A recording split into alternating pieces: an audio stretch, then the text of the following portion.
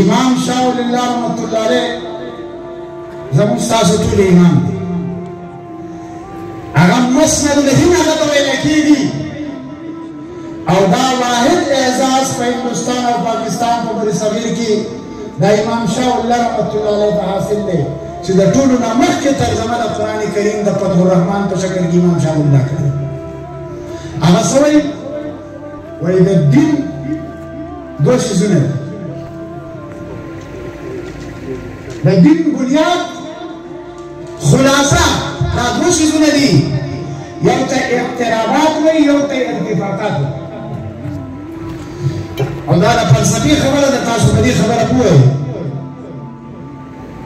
دا د یو بل سره لازم ملزوم دي. اقتراب ویل کېږي د الله تبارک وتعالی د نزدېکت ذرایع چې الله ته به نږدې کېږي. څنګه ټولو پیغمبرانو د الله د نزدېکت ذرایع موږ تاسو ته ولیکل: یا قوم اعبدوا الله ما لکم من اله غیر.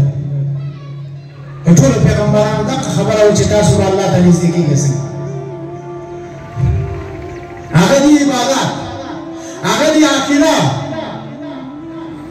او دویم شی چې دا ارتفاقات ویل کېږي تعلق مع الناس، د خلکو سره تعلق. یا به هغه کې هغه تفصیل کړی، تفصیل یې نه زموږ علماء کرام مشران راغلي دي چې د خلکو سره به ستاسو تعلق څنګه وي. نو په خلکو کې د ټولو نه مخکې خلک نږدې خلک او د سړي کلي کور دی، خاندان نظام زندگی. زمایي کې ښځه ده، بچي دي، مور پلار دي، دا اتفاق اول دی.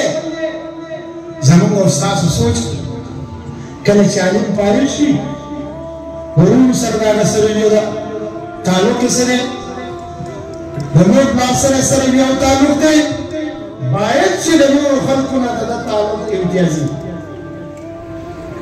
هسې نه چې دی لمونځونه کوي، ذکر اذکار کوي، علماو سره ناسته ولاړه کوي، خو په کور دننه په چاردیوارۍ دننه په درشل دننه د ده تعلق د وروڼو سره د مور او پلار سره هغه مثالي دي، هغه قابل اعتراض وي. دویمه خبره بیا د کلي کلوېغۍ خبره د اتفاق کې دومره هغه ورته وایي چې هغې ته معاشرتي ژوند وایي. هغه معاشرتي ژوند په هغې کې د خلکو دک درد د هغې احساس او صرف احساس نه، باید سړی وایي زما سره د دک درد احساس شته، خو چې کوم احساس تا په عمل نه راپورته کوي هغه احساس نه دی. احساس هغه احساس دی چې د هغه احساس وروستو ته په عمل راوړل شي. جذبه عملیت په سړي کې پیدا شوی د احساس او که دغه صرف احساس صرف په یو سړي په خبره باندې جړا کول، دا خو برادران یوسف علیه السلام زامن ورونو جړا کړې ده.